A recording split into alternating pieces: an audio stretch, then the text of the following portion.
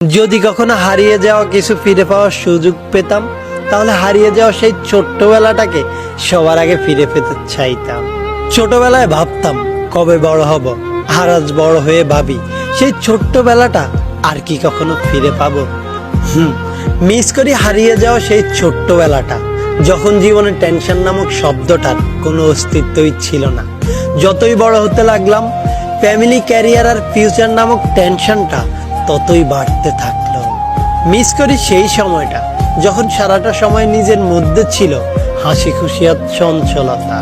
Miss করি সেই ছোটবেলাটা যখন বোর হলেই সবাই মিলে একসাথে মক্তবে যেতাম, আর একজন আরেকজনের হাস্যরসাক্ত 4-5টা নাম রাখতাম।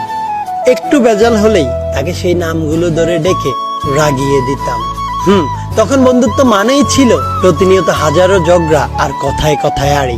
কিন্তু বেলা শেষে সব ঝগড়া বিবাদ ভুলে কাঁধে কাঁধ রেখে ফিরতাম আমরা বাড়ি। ছোটবেলায় অনেক সময় এবং বন্ধু ছিল, কিন্তু টাকা ছিল না।